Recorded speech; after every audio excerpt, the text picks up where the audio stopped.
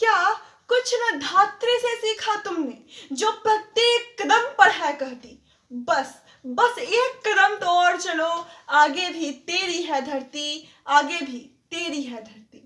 इसी के साथ मैं Yashu Devyani and welcome to your channel it educational. अच्छा, लक्ष्य, राह, गंतव्य, सफलता, मंजिल, ये सारे के सारे शब्द एक स्ट्रगल के लिए तो बहुत ही कॉमन होंगे, पर ये सारे शब्द तब निरर्थक हो जाते हैं जब इनमें से आत्मविश्वास और कर्म को हटा दिया जाए। क्योंकि जहां कर्म नहीं है वहां सफलता नहीं है, और जहां आत्मविश्वास ही नहीं है वहां तो कर्म की बात भी नहीं की जा सकती। सफलता आपके पास नहीं आती, आपको सफलता पाने के लिए प्रयत्न करना पड़ता है, और मैं प्रयत्न करने में सक्षम हूं, ये होता है आत्मविश्वास। एक कक्षा में गुरुजी धर्म ज्ञान की शिक्षा दे रहे थे, तभी वहां धीरे धीरे शोरगुल बढ़ने लगा। बच्चे जो कि पीछे बैठे हुए थे उनमें किसी बात को लेकर बहस चल रही थी। गुरुजी ने बुलाया उन बच्चों को, पूछा उनसे कि क्या बात है, किस बात पर बहस हो रही है। तब उन्होंने 3 अन्य बच्चों की ओर इशारा करते हुए कहा कि गुरुदेव, बहस इस बात की है कि इन तीनों में से श्रेष्ठ कौन है। गुरुजी ने देखा कि जिन 3 बच्चों की बात ये लोग कर रहे हैं वो तीनों ही उनके प्रिय शिष्य हैं, तीनों ही प्रत्येक क्षेत्र में कुशल हैं। उन्होंने उस समय उन बच्चों को डांट कर बैठा कर दिया कि तुम लोग यहाँ पढ़ने आते हो तो केवल पढ़ने पर ध्यान दो और किसी बात पर नहीं। पर अब ये प्रश्न उनके मन में घूमने लगा कि वास्तव में भला इन तीनों में से श्रेष्ठ है कौन। उन्होंने समय समय पर तीनों से भांति भांति के प्रश्न पूछे, पर तीनों के उत्तर एक से बढ़कर एक बिल्कुल सटीक। ये निर्णय ही नहीं हो पा रहा था कि भला इनमें से श्रेष्ठ कौन है। तभी एक दिन गुरुजी ने उन तीनों को रात्रि में बुलाया और उन्हें एक एक लालटेन देकर कहा कि एक काम करो, तुम लोग रोज लकड़ियां लाते हो तो अभी ले आओ, प्रातःकाल तुम लोगों को भी परेशानी होती होगी। तभी उनमें से उनके एक शिष्य ने कहा कि गुरुदेव क्षमा, किंतु मैं अभी लकड़ी नहीं ला सकता, क्योंकि अभी का भोजन तो पक चुका है, अभी इसकी आवश्यकता नहीं है, मुझे कोई परेशानी नहीं है, मैं कल प्रतिदिन की भांति ले आऊंगा लकड़ियां। गुरुजी ने कहा ठीक है, तुम कल ही लकड़ियां ले आना। अब 2 शिष्य चल पड़े लकड़ियां लाने के लिए, पर आश्रम से बाहर जाते ही एक ने कहा कि अरे इस लालटेन से तो ठीक से 5 कदम भी नहीं दिख रहा है, 2 मील क्या चलेंगे, हम तो लकड़ियां 2 मील से लाते हैं, 2 मील दूर से लाते हैं। तो फिर वो भी गया गुरुजी के पास, कहा गुरुजी से कि गुरुदेव मैं भी लकड़ियां कल ही ले आऊं तो अच्छा है, क्योंकि इस लालटेन से तो 5 कदम भी नहीं दिखता। गुरुजी ने कहा ठीक है, तुम भी लकड़ियां कल ही ले आना। लेकिन वो बचा हुआ शिष्य वो गया 2 मील और 2 मील से लकड़ियां लेकर आया। अगले दिन गुरुदेव ने अन्य बच्चों को एकत्रित कर कहा कि इन तीनों में से श्रेष्ठ वही है जो कल रात्रि में लकड़ियां लेकर आया था। उन्होंने उनके पूछने पर बताया कि जब मैंने इन तीनों से लकड़ियां लाने को कहा तो इनमें से एक का उत्तर था कि गुरुदेव अभी इसकी आवश्यकता ही नहीं है, उसने कर्म से मुंह मोड़ लिया। दूसरे को यह आत्मविश्वास ही नहीं था कि वह इतनी सी रोशनी में 2 मील तक जा सकता है। पर जब ये बच्चा 2 मील से लकड़ियां लेकर आया तब मेरे भी आश्चर्य की सीमा नहीं रही। मैंने इससे पूछा कि अरे तू इतनी सी रोशनी में जिससे मात्र 5 कदम दिखाई देता है 2 मील की दूरी कैसे तय कर पाया, भला मुझे बता कि तू 2 मील तक कैसे चल के आया। तब इसने जो मुझे जवाब दिया, उस जवाब ने मुझे बताया कि श्रेष्ठ कौन है।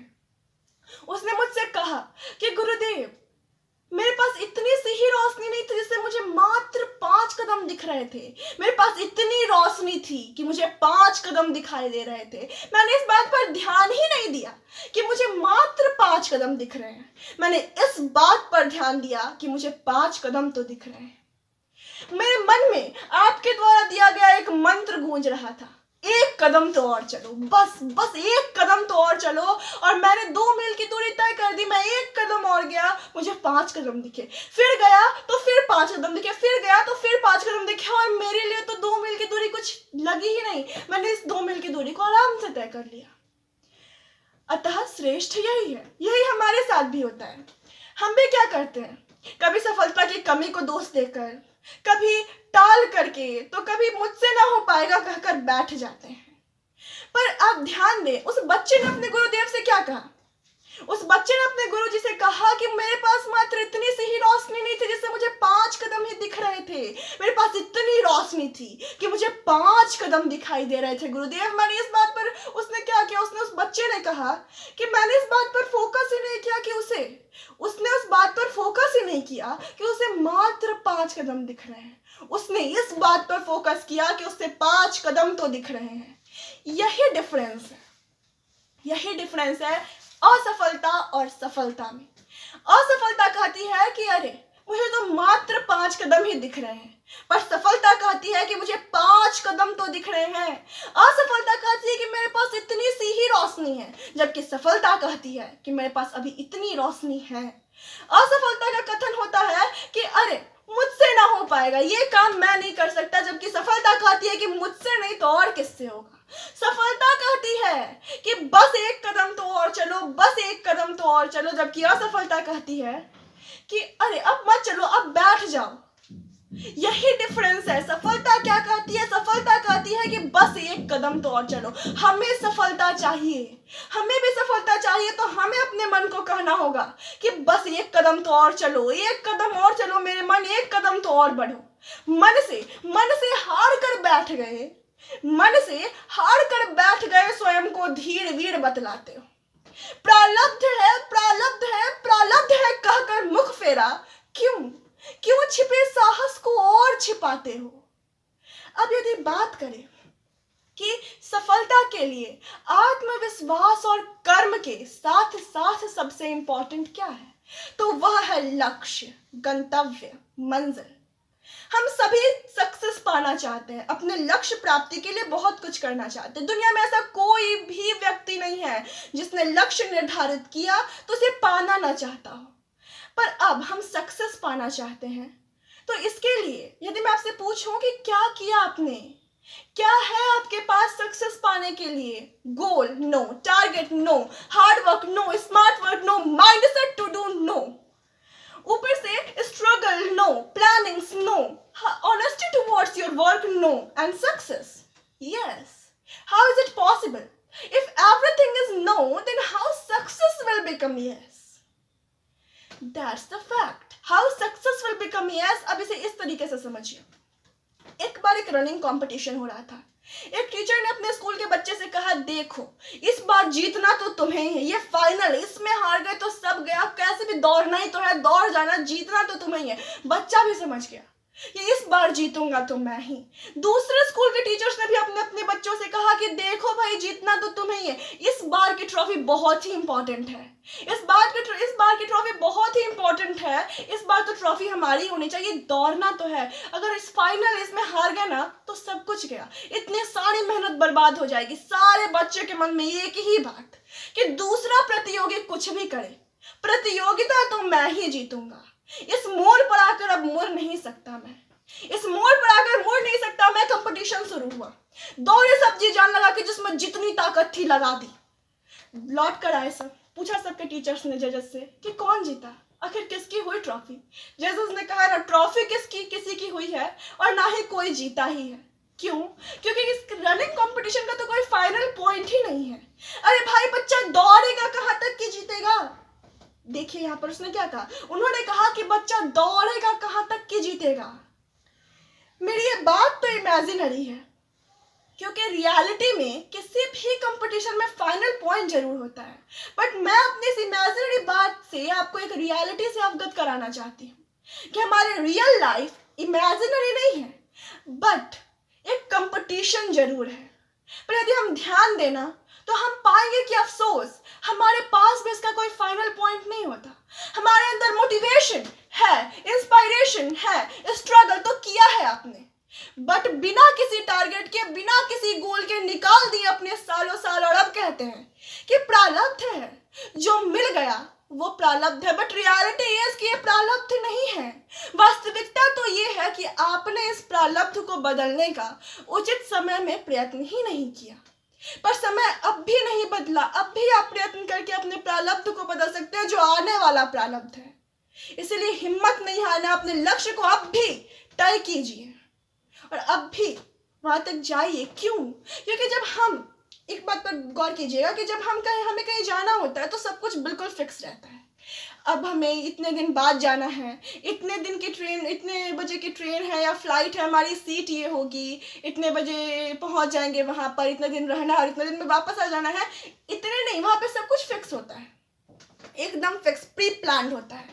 हम अपने छोटी सी लिमिटेड जर्नी के लिए इतनी सारी प्लानिंग्स करते हैं, कई दिनों से प्लानिंग्स करते हैं, पर लाइफ से भी इंपॉर्टेंट कोई जर्नी है क्या? नहीं। Life is the most important unlimited journey. Life की लिमिट हमें नहीं पता, बट अफसोस तो मुझे इस बात का है कि हमारे पास इस इतनी इंपॉर्टेंट जर्नी के लिए कोई प्लानिंग्स नहीं है, कोई प्लान नहीं होता है। हम बस भटकते रहते हैं, इस दुनिया में चलते रहते हैं, बिना किसी प्लानिंग के, बिना किसी टारगेट के। याद रखिएगा, यदि आपकी ये जिंदगी बिना किसी प्लानिंग के, टारगेट के, बिना किसी एम के चल रही है ना, यदि आप बिना किसी प्लानिंग के अपने जिंदगी को चला रहे हैं, तो आप जिंदगी जी नहीं रहे हैं, जिंदगी काट रहे हैं। मेरी बात पर ध्यान दीजिएगा, आप जिंदगी जी नहीं रहे हैं, आप जिंदगी काट रहे हैं। सक्सेस के लिए, लक्ष्य पाने के लिए आपने जो लक्ष्य निर्धारित किया है, उसके लिए एक बात और, उस लक्ष्य को पाने की रणनीति बदल दें, रन नहीं। सक्सेस पाने का, उस लक्ष्य को पा लेने का रास्ता बदले पर मंजिल नहीं। पहुंचने का मोड़ भले ही थोड़ा सा बदल लें, पहुंचने का मोड़ भले ही थोड़ा सा बदल ले, पर एम, गोल, उद्देश्य न बदले, उद्देश्य न बदले। एक बात और, अपनी प्लानिंग्स के लिए कभी किसी दूसरे पर आश्रित न रहे, क्योंकि नदी पर्वत से निकल जाने के बाद रास्ते में किसी से नहीं पूछती कि सागर कितना दूर है। उसकी मंजिल कौन है? सागर। वो अपनी मंजिल कहाँ है, उसकी मंजिल कहाँ है और कैसे उसे पाना है, वो दोनों वो खुद ही तय करती है। और इसीलिए, शायद इसीलिए प्रकृति के नियमों का उल्लंघन किए बिना वो अपने इस भीषण, इतना बड़े लक्ष्य को वो पूरा कर लेती है। क्यों? क्योंकि उसने प्लानिंग खुद की है। नदी, ध्यान दीजिएगा, मैं एक बार और दोहराना चाहती हूँ कि अपनी प्लानिंग्स के लिए कभी दूसरों पर आश्रित न रहे, क्योंकि नदी पर्वत से निकलने के बाद रास्ते में किसी से नहीं पूछती कि भाई सागर कितना दूर है। मैं एक बात और, जो जितना कहा है, मैं यही कहना चाहती हूँ कि तू एक बार हारा तो क्या, तू एक बार हारा तो क्या, संभव है सफलता को दूसरे युद्ध का इंतजार रहे। माना कि तुम आज स्वर्ण भी हो सकता है विजय को कुंदन का विचार रहे। तो संघर्ष की अग्नि में तप कर, संघर्ष की अग्नि में तप कर, आज स्वर्ण बना तो कल कुंदन होगा। तुम आज तो नाजुक पौधे हो, तुम आज तो नाजुक पौधे हो, कल तेरा अस्तित्व भी चंदन होगा। अरे आज नहीं तो कल ही सही, निश्चित ही विजय तुम्हारी है। केवल प्रहारों से मत हारना, बस इतना सा ध्यान रहे। अब तक हिंद की बेटी ने हिंदी के लिए आवाज उठाई, शहीदों, अमर शहीदों को नमन किया है। बट अब हिंद की बेटी, हिंद के इस धरा के जो यूथ रिसोर्सेज है उसके लिए बोलेगी, हिंद के यूथ्स के लिए बोलेगी। जो हिंद के यूथ्स हैं, हमारे पास जो यूथ रिसोर्सेज है इंडिया के पास, वो किसी भी अन्य देश से बहुत ज्यादा है। और जो हमारे यूथ रिसोर्सेज है, बस अफसोस इस बात का है कि वो थोड़ा सोए हुए हैं। सोना नहीं है, बस मुझे एक चिंगारी जला देनी है उसके अंदर, उन यूथ रिसोर्सेज के अंदर एक चिंगारी जलानी है आग लगाने के लिए, तो वो खुद ही काफी है। मैं यूथ रिसोर्सेज से यही कहना चाहती हूँ, इस इंडिया के यूथ से बस यही कहना चाहती हूँ कि उठो, जागो। तुझे विराम क्यों इतना प्यारा है? जो इस अग्नि से तप कर कल गया, वही आज चमकता सितारा है। तुम इतने से भयभीत हुए क्यों? तुम इतने से भयभीत हुए? बस एक कदम तो और चलो, बस एक कदम तो और चलो। देखो यह जगत तुम्हारा है, देखो यह जगत तुम्हारा है। धन्यवाद।